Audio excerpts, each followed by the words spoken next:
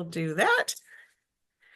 All right. This is how I always feel like I'm swinging open the doors of Warwick's when I open a webinar because I always see the numbers and all the people like coming into the webinar. So as you're coming in and as you're joining us, welcome to our virtual event this afternoon or evening, wherever you're joining us from. Um, I'm Julie Savinsky. I'm the director of events, and we are here with Benjamin Dreyer and Louis Bayard. And I was in the green room, just like very excited that this is happening. So while everybody's getting settled in, real quick, Benjamin, where are you joining us from today? I am joining you from Santa Monica, where I am newly transplanted. A new transplant to Southern California. Love it. We're having Yes. some kind of funky weather here though, like because I'm in Carlsbad, so we're a little overcast today. Are you guys overcast up there? No, today's kind of nice. Today's kind of nice and bright. We were having a patch of it was so foggy you couldn't see the ocean if you were standing on top of it. But But that has dissipated. that's the lovely part. Nice cool mornings, nice afternoons. Louis, where are you joining us from today? I'm joining you from Washington, D.C., and I have to apologize for what Benjamin has already clarified as my Joseph von Sternberg lighting. For some reason, it's being diffused, but I'm noting that some of my wrinkles are disappearing under that. So I'm grateful. I'm It's a grateful beautiful for thing. this, It's a this trick of light that's it's happening right now. It's a Yeah. beautiful thing. Well, for those of you that don't know, Warwick's is located in La Jolla. I'm a little bit north of that. La Jolla is a little bit north of San Diego. So we're having some like overcast, kind of gloomy days here. But that's kind of typical here. So for today's event, Benjamin and Lewis are going to talk for about 35 minutes. I'm going to be in the chat telling you how to order the book. If you're in La Jolla or if you're in the San Diego area, we would love for you to come by and buy the book from us at the store because there's all kinds of other wonderful things to see, but we can always ship that to you as well. And then if you have any questions, I know we're all used to Zoom, but I have to do my due diligence. If you scroll over your screen, you'll see the Q&A button. We always love having audience questions, and I'll be bringing those in to them at about the 40-ish minute mark, something like that. So go ahead and pop your questions in there anytime you think about them. So with that, I am going to do my due diligence and introduce these two wonderful gentlemen and then go away for a little bit. So Louis Bayard is the critically acclaimed best-selling author of 9 historical novels, including Jackie and Me, The Pale Blue Eye, which was adapted into the global #1 Netflix release starring Christian Bale, and my personal favorite, Courting Mr. Lincoln. Not that I didn't love all of them, but that was one of my favorites. His articles, reviews, and recaps have appeared in the New York Times, the Washington Post, Salon, and the Paris Review. He's here today to discuss his latest book, The Wilds. Joining him is Benjamin Dreyer.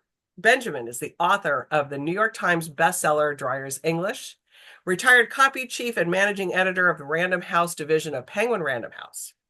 He has copy edited books by authors including E.L. Doctorow, Amy Bloom, and Janet Ivanovich, and he has been Elizabeth Strout's copy editor since the Burgess Boys in 2013. Gentlemen, have a wonderful conversation. See you in a little bit. Thank you. Oh my gosh, Benjamin, we meet at last. We do. It's just titanic for me that we finally get to lay eyes on each other. I finished my second reading of The Wilds last night. It is, by the way, it is just as good, if not better, the second time through as it was the first time through. Thank you. There are books that are daunting. There are books that are intimidating. There are books that are great with a capital G. There are books that are great and are just a pleasure to dive into. And The Wilds is really one of that second kind. It's such a joy to read it. It is written with joy, and so for me it was read with joy.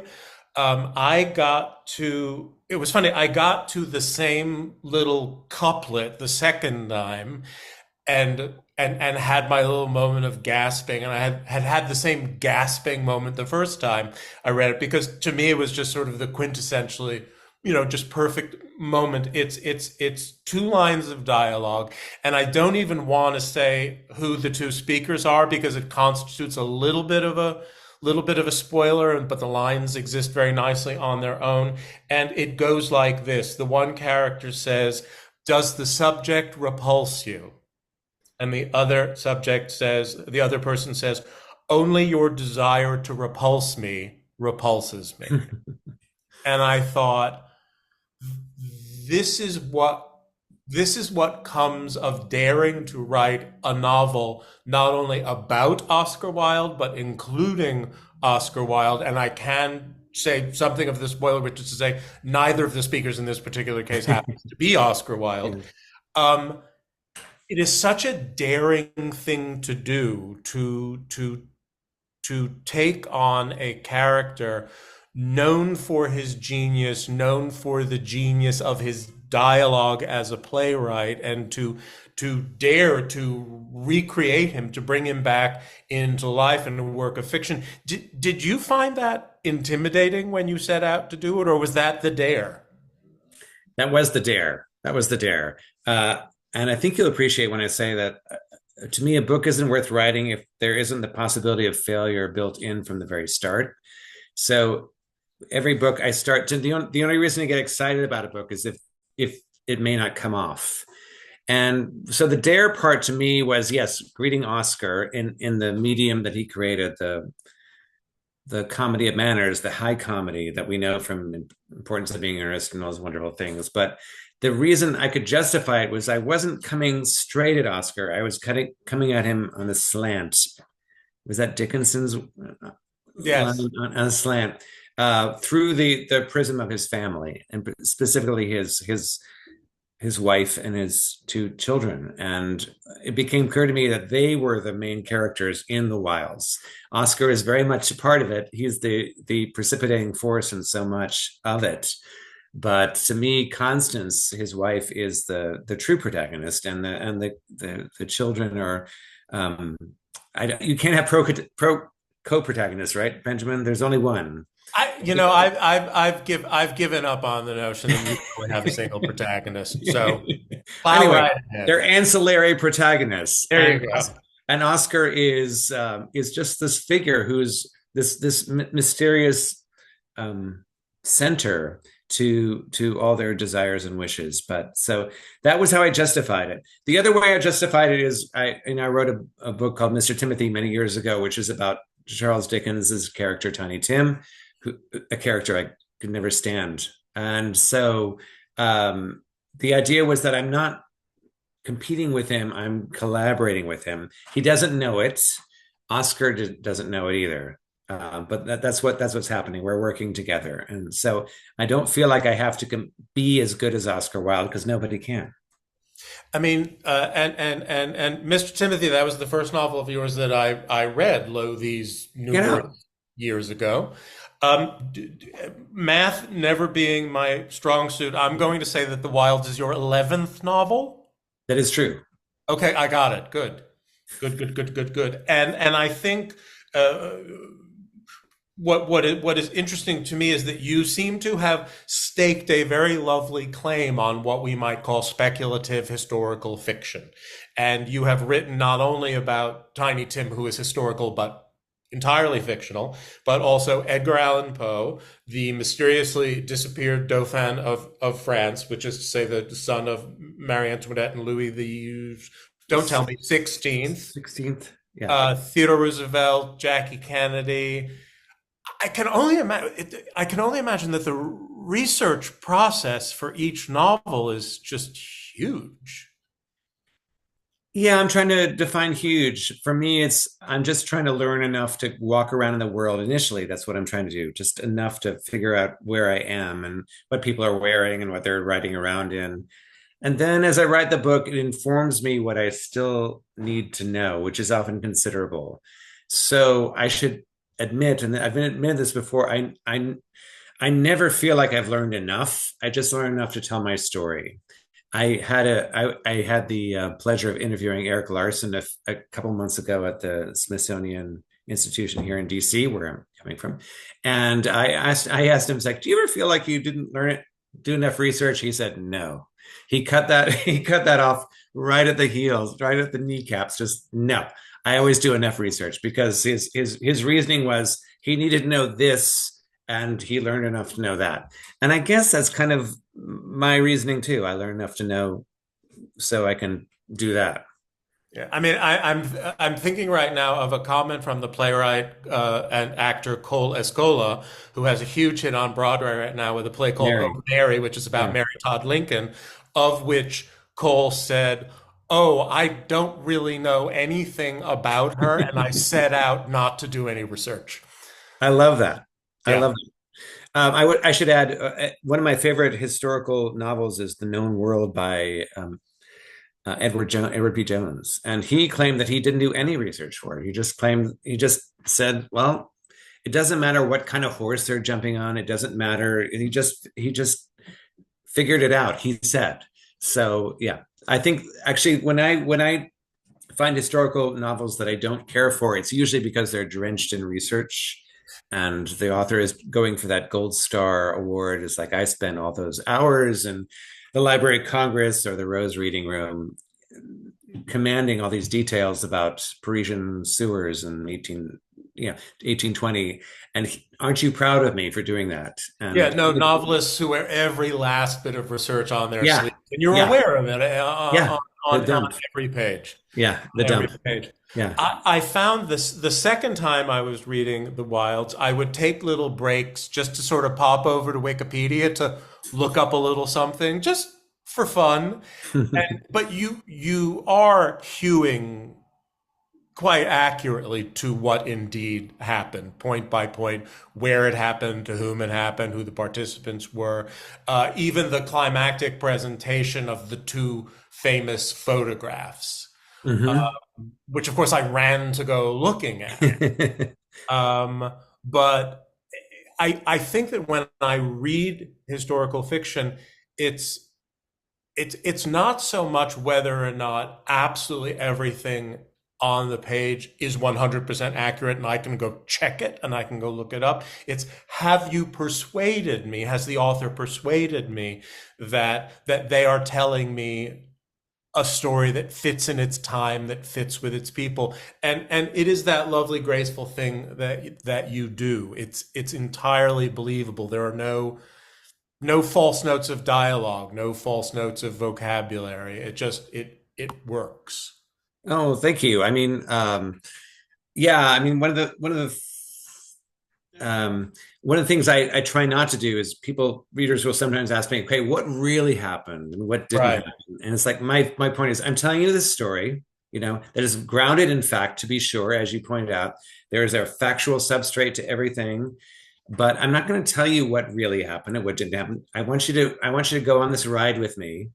And then once you're done, you can go back to Wikipedia or you can do whatever you want and figure out what really happened. But I don't want you to have the capacity to tease it apart and pull it apart, so that you can give more credence to one strand over another. I want you to just come along with me on this ride. Let's talk about Constance, who is so beautifully concocted, who's so believable as a woman caught in what would be in any era a nearly impossible situation, but in the era in which she lives is particularly impossible situation. I was wondering, are people surprised to learn that Oscar Wilde was married to a woman and had two sons? Oh my gosh, yes. Oh my gosh, Benjamin, I can't tell you. Even when I was writing this thing, I would tell people I'm writing about Oscar Wilde's family, and there was always that pause. It's like, what family? I mean, his mother, his no, no, he had a wife, he had children. So I think that goes against what we've inherited from LGBT history. Where he was this great gay Victorian martyr who was imprisoned and punished and broken for espousing the love that dare not speak his name, which was Lord Alfred Douglas's phrase. But yeah, no, that's the Oscar we've inherited. So the book, in a sense, is another kind of outing of Oscar as a family man. And one of the things that came out through the research is how deeply devoted he was, both to his wife. The book begins with a love letter he wrote to her in the early stages of their marriage, and also to his children. His younger son, Vivian, many decades after Oscar's death, would write a memoir called Son of Oscar Wilde with his picture on the cover. And one of the things that makes clear this memoir is how deeply he loved both his parents and how deeply devoted the whole family was to each other. So the book becomes a way to reunite them in a way that history in those days wouldn't have allowed. And I particularly enjoyed the Constance that you created because she is intelligent, she is loving, she suffers the things that she suffers, which are both psychological and pointedly physical, but she's not the great noble wronged wife. Yeah. She's pointed and she can be prickly. And I just I loved her. As I So also glad to hear you say that because I loved her too. Yeah, Yes. as I also particularly enjoyed your absolutely majestic portrayal of Oscar's mother. Lady Wilde, yes. So, for those of you who don't know, Oscar's mother, she began her life as this fiery Irish Republican, like a liberationist poet for the Free Irish State. Her pen name was Speranza. Many years later, Oscar, traveling across America on his lecture tour, would meet these Irish miners and Irish people who worshipped her name. She really was a thing. Then she married Sir William Wilde, a British ophthalmologist, and she kind of had to tone that down, but she became a fairly redoubtable salon hostess in Dublin and then carried that over to in London, where she under with less and less money, she tried to keep the same thing alive. But she was a redoubtable figure who maintained correspondences all around the world. Oscar adored her, and she adored him. So yeah, she was one of my two Lady Bracknell characters in the book, I would say, because why stop at one Lady Bracknell character if you can do two? Yes, between Lady Wilde and Lady Brooke, Brooke, yeah. they both have those wonderfully Bracknellian, puffed up pigeon pronouncements, sometimes based on deep wisdom, sometimes based on ignorance, and they're hilarious. Oh, well, I'm glad to hear you say that. Yes. No, I love them both, and I love bossy women. It's fun to write them because they always goose the narrative along somehow because they're just pushing and prodding and trying to make things happen their own way. So we love our Lady Bracknells. But one thing that also really spoke to me, and it bespeaks, I think, your fairness and your compassion for everybody in the novel, everybody in the story, that you deal with Lord Alfred Douglas, who one might gleefully just say is one of the worst people imaginable. And you try to be fair to him. You don't try to be, you are fair to him. Well, thank you for saying that. I tried to be, and you're right, it was a little more effort with Lord Alfred, because as he refers to himself at one point, he's the Judas Iscariot in this whole narrative. He betrays Oscar. He encourages him to mount this ruinous lawsuit against both his father, the Marquis of Queensberry, and doesn't even show up for the trials and just basically lets him sink and die. And in fact, but they are reunited after Oscar spends his term in jail. There's clearly something very passionate about the relationship, not necessarily sexual, which is one of the interesting things about the relationship. It was something that the sex kind of went away after a few months, but there was something they couldn't leave each other. So I tried to honor that, but it's hard to honor the rest of his life, to be sure, because he became, well, let's start with it, Roman Catholic convert, a ferocious anti-Semite, who, by a quirk of irony, wound up being sent to jail himself for libeling Winston Churchill in the 1920s. So he got to know a little taste of what Oscar went through. But I was actually really helped in this by Alex Ross, the New Yorker music critic, because he did a piece on Alfred Douglas a few years ago and posited him as a case of arrested development. And that helped me get at him, because it's like, okay, he was in the midst of this international scandal and he was painted forever after as Oscar Wilde's mistress, in effect. and that basically stopped him from being anything else. So the rest of him is this deformation of the original, very promising, very gifted young man. So Yeah. that's how I try to come at him. But it was tough. I'll bet. I'll bet. Um, you you you do something in the novel which is its great leap. And again, I don't want to spoil it for people who haven't read the novel yet. It's kind of this awe-inspiring thing that you do, which is digging into history to reclaim certain characters, and then also, I think I can fairly say, to rethink what happened to them. Was Mhm. that part of your intention from the very beginning? No, because I'm not smart enough to know how to end a book necessarily. So it was originally a book in 4 acts. The subtitle, oh, there it is. Oh, the subtitle is a book in 5 acts. But I got to the end of the fourth act, which is Bosie and Vivian meeting, and I thought this is such a bummer. I can't end it there. I should go back and say the reason it's written as a play, as a novel in 5 acts, is that the lives of Oscar's family, his wife and 2 boys, were so tragic and so sad that I didn't think I could spend 2 years dwelling in that basement. And it's 2 years it takes me to usually push out one of these things into the world. So in reading Oscar's plays, I realized that he was just always mixing in melodrama and comedy. Comedy and tragedy were always kind of kissing cousins of each other. And I thought, well, what if we told this as an Oscar Wilde play in that high comedy register, very stylized, and went for the laugh as much as we could, but then descending as necessary when it gets truly sorrowful. So that was the only way I could make it happen. So it was originally going to be a novel in 4 acts. I got to the end of the fourth act, and I was like, okay, we can't end there. And then I realized, because I'm a bear of little brain, that you needed to get that the whole story is about a family that wants to be reunited. So that's kind of that's where I got the fifth act from.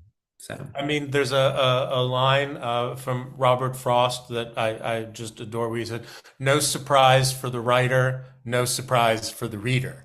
I love that too. I love Yeah. that too. Yes, yes. So yes, I absolutely agree with that. The writer needs to be as surprised as anybody. So there were lines that would come out on the page, just individual lines. Like, oh my gosh, that's kind of funny. I, I would laugh, or I sometimes start crying. And I felt like if I can elicit this emotion in myself, the one who's actually writing this, maybe it will work for other people. But yes, I love that line. Thank you. yeah. Um, I, yeah. I mean, it's like I love learning that was not part of the plan. Uh, No, that was a surprise, and that you immersed yourself so deeply in the story that it started to tell you the story started to tell you the story. that's exactly what happens. What a perfect way of saying that. Yes, the story starts talking back to me. It's like, no, not here. This is not where the Yeah. story ends. And sometimes the characters start talking back to me, which is it sounds a little schizophrenic, but yeah, sometimes they have a conversation with you because you spend a lot of time with them all, so you get to know them, and they start talking back, which I always welcome when it happens. Yeah, I mean, I mean, I can only think of the conversations I've had with Liz Stroud about her writing process, and particularly when it got around to her writing Olive again, and it was like, well, why did you write another book about Olive Kitteridge? And she was like, because she wouldn't leave me alone. I love that. I Yeah. love that. Yes. Yeah. So Yeah. yeah, it's a great amount of listening, and I mean, I love to hear about that. Uh, Yeah, no, I'm always talking out, I'm always saying it out loud. So much to the consternation of my family, I'm always reading stuff, dialogue and everything else, and doing in accents and all these things. So it is a kind of stereophonic process for me as much as anything. Yeah, I do want to ask you, and I mentioned before that I was going to ask you about this because it's one of the things that I just find so absolutely fascinating, even though it hasn't been all that long since Oscar Wilde was alive, but the fact that Oscar has a living grandson. Right? Amazing. and that you have been in communication with I Oscar. have. It was one of the So great joys. It was one of the let's great joys of this process. let's So let's hear about Merlin. Merlin, yes. So going back in history. So in the height of Oscar's scandal, and it was an international scandal. It wasn't just in England; it was everywhere. His wife Constance, his two children, basically fled to Europe. They changed their last names to Holland, and they changed basically their whole destinies. And the whole purpose was to hide, so that nobody would ever know who they were. And so the only one of the children who survived, the only one of the family who survived past World War I was Vivian. Uh, Late in life, he married and had a son, 1942, I think it was, but I could be wrong. Anyway, they named him Merlin Holland. And Merlin Holland is still alive, still very much in the game. He is a wild scholar himself. It was his insight that helped me realize that Constance, for instance, in the opening act, is suffering from multiple sclerosis, like the first symptoms of multiple. So that was a very helpful thing to know. And yes, so I found about, I kind of got his contact information from a friend of a friend, and kind of emailed him and said, just want to, actually, I don't want to talk to you about Oscar because we got enough Oscar. I want to talk to you about Vivian, his dad. And I think he was not used to being asked about his dad, who was a very shy, but very accomplished man in his own way, was very much part of the literary scene of post-war London, was friends with H.G. Wells and Rebecca West and people like that. He was a translator. He was an accomplished person, but very quiet, very shy, witty in his own way, but clearly kind of working against the grain of his father's example. And we exchanged some emails, and it was just lovely to kind of meet him electronically and then lateral him the book. I sent it to him, some town in France that has a lot of hyphens, like something sur la Or something else, yes. de la ole. Yeah. I couldn't even possibly replicate it for you. So he hasn't gotten back to me since then. And I know he got it because he told me that. I don't even know if he read it or if it was not his kind of thing, because it does depart from the reality of the family's history. But it was very moving for me. I actually cried a little bit, sort of passing it to him, because it felt like I was passing it down the chain, in effect, to the original family. So, yeah. When did Vivian out himself as Oscar's son? Oscar's son was 1952. I'm shitty at years, but I think it was 1952. He wrote a book called Son of Oscar Wilde, with his picture on the front of it. So it was very much an outing, as you say. And one of the things that came, if you read it, it's really a wonderful window into their family life. That's why I loved it so much. And it became clear how much he adored his parents, how much the parents adored their children, and how much they were a family, as I said, that just wanted to be reunited. But the interesting thing to me is that Holland is still the last name. They have not reclaimed the original name of Wilde. And I don't know what their reasoning is. Merlin has a son also, who I think is without issue, as they used to say. So it'll be interesting to see if the lineage dies, here or not. But yeah. Let me ask about you, because I'm always interested in writers and what they do and how they do it. Are you an easy writer? I mean, easy to be around, or just what define? Well, no, are you easy? Is it easy for you to do it, to write? I'd say no, only because I'm a slow writer. I'm always amazed at these writers. I think Stephen King pushes out 2,000 words a day, something insane, 2,000, 3,000 words a day.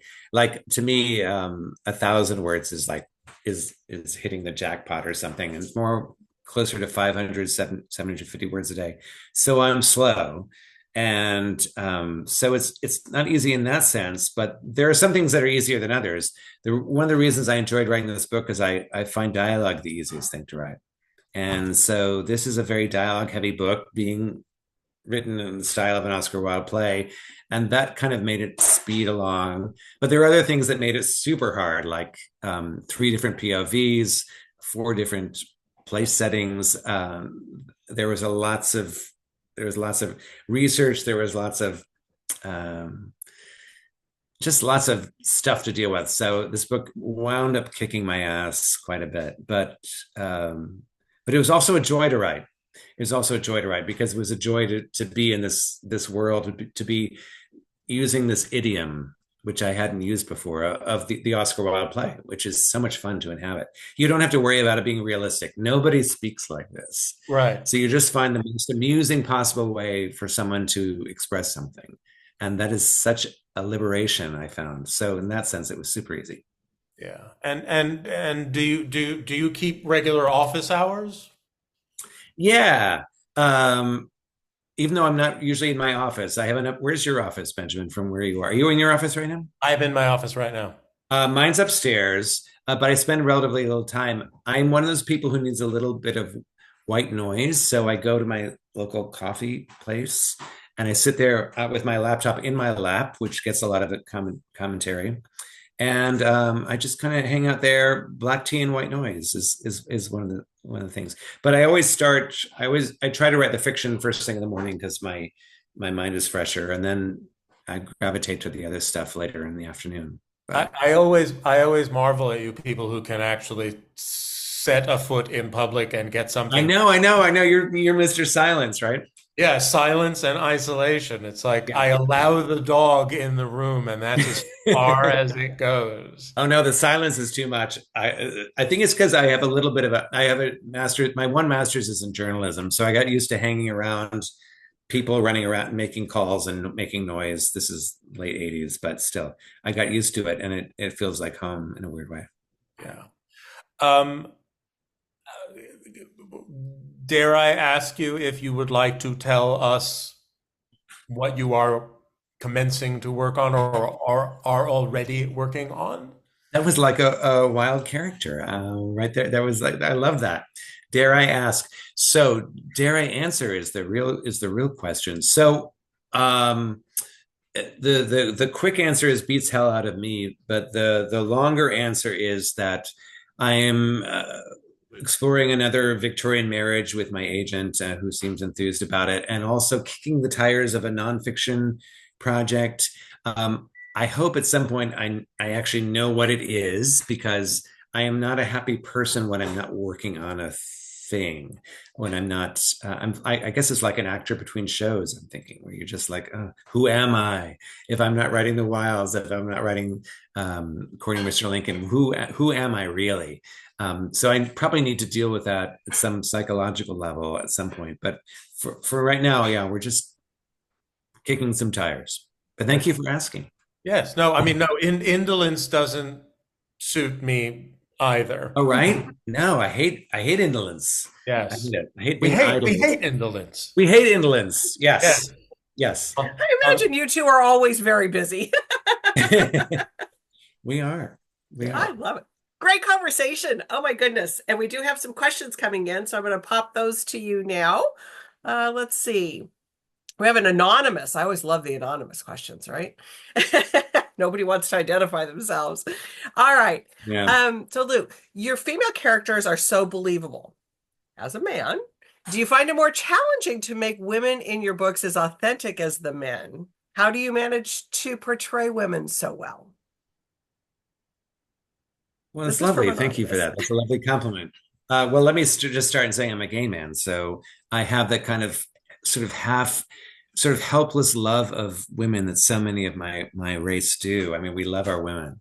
Um, and I find them just endlessly interesting and fascinating and resilient. I'm reminded of something. There was an interview I saw recently with Sigourney Weaver, who was asked why she plays so many strong women. And she said, I just play women. They just have to be strong because of the situation they're in, the context they're in. So that's why I feel about it. The women in my books, they just interesting because if you're married to Oscar Wilde, you can't be a shrinking violet. You have to be in there. I should add too that I made Constance a stronger, more independent person than she was in real life because again, that was part of the play. I just wanted her to be his equal.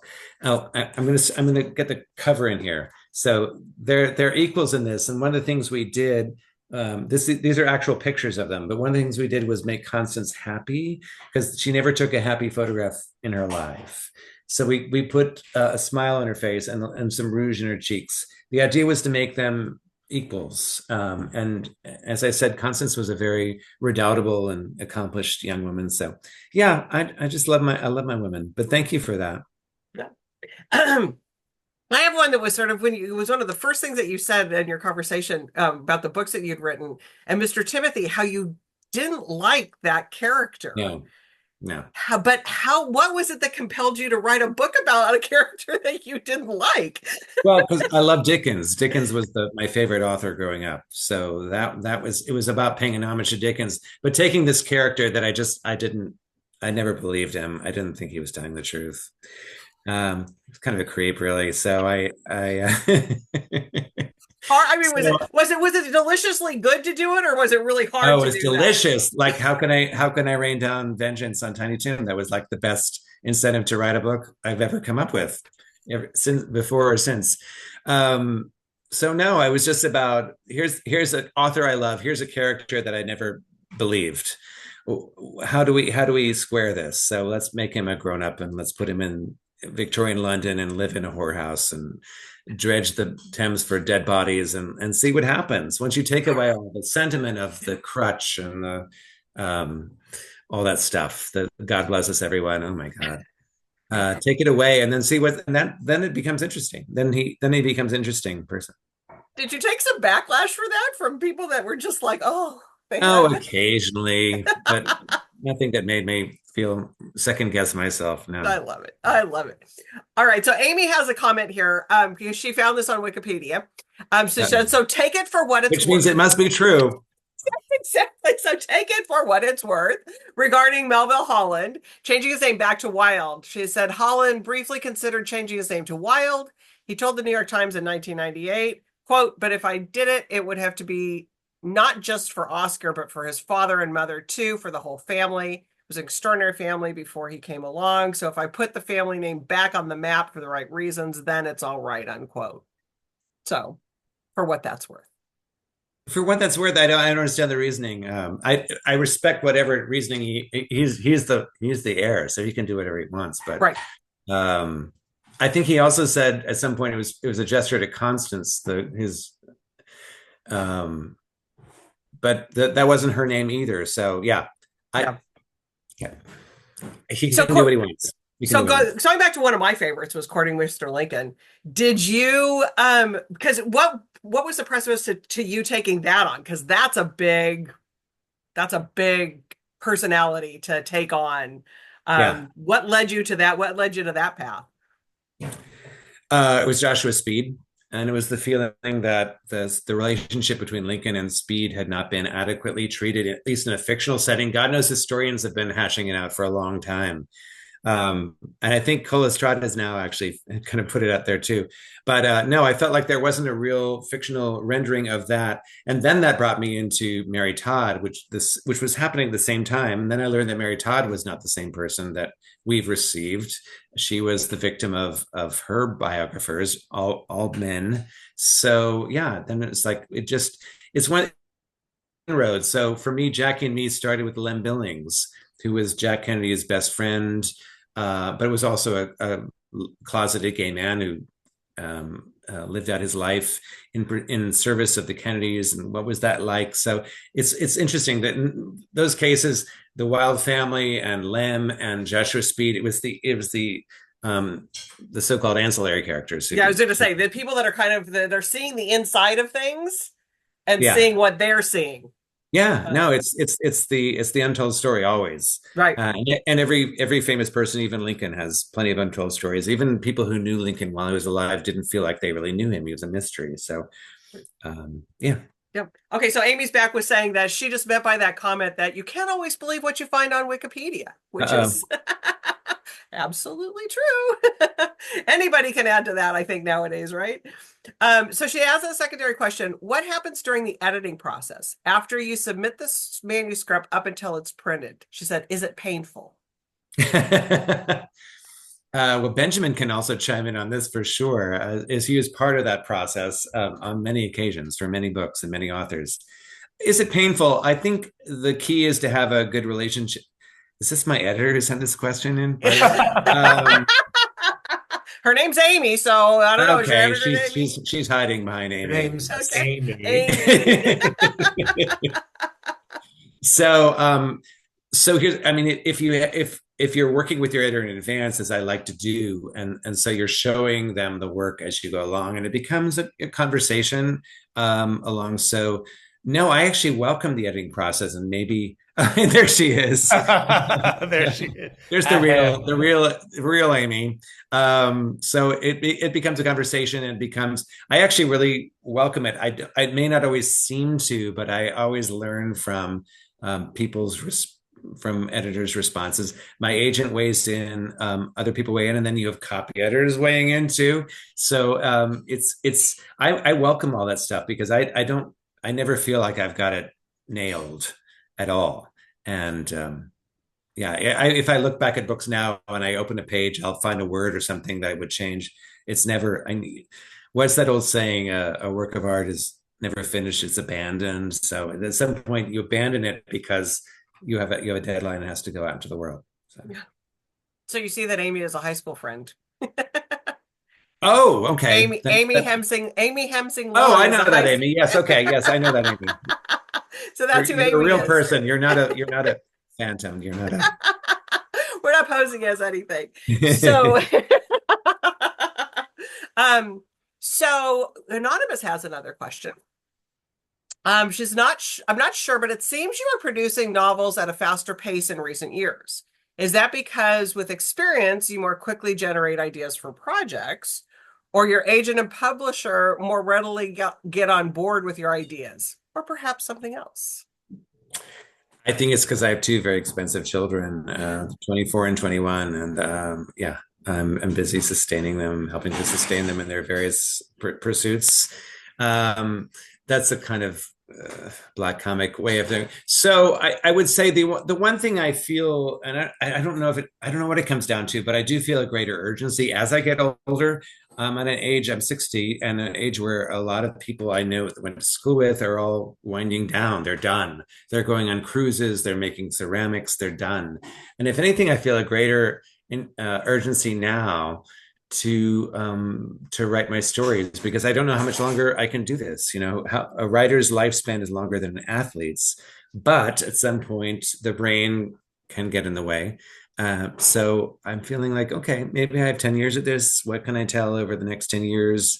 And yeah, I think the speed is from me at this point. I'm raring to go, which is why I'm pissed off that I don't have a book yet that I'm working on. So.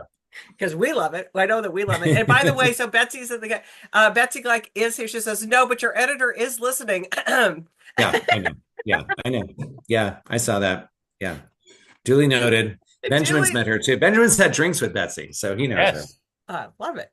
All right. So we found out what you've got or what's percolating.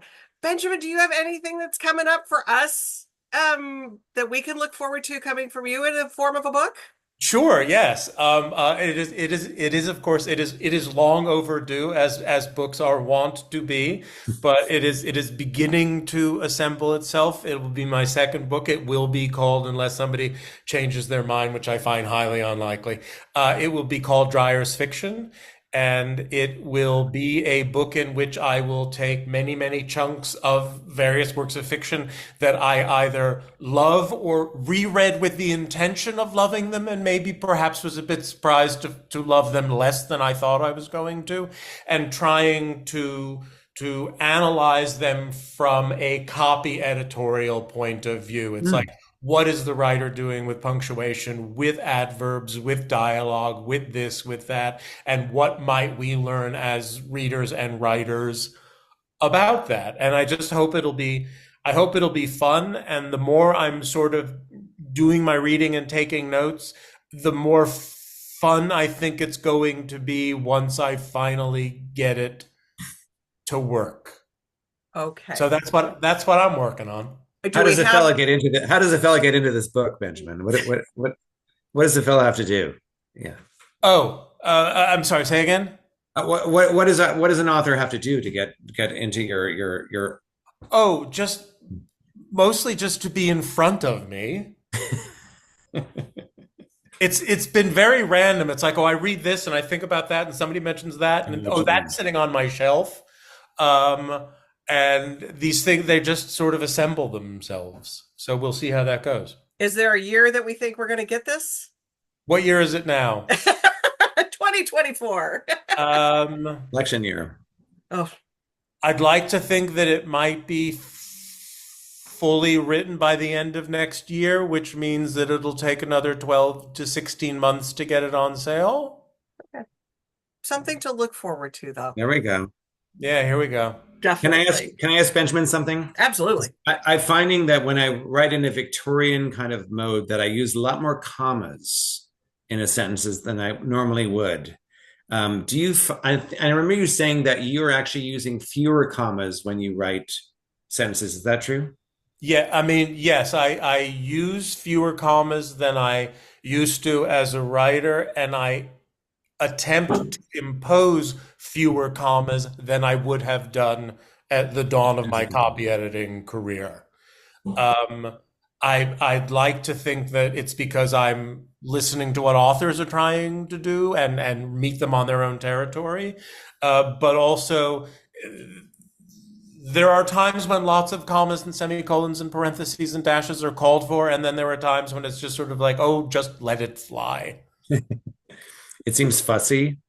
You Yeah, think? yeah. Yeah. But sometimes, I mean, sometimes fussiness is good. Sometimes being overwhelmed is, I think, wonderful. I mean, I stilted isn't necessarily a negative adjective.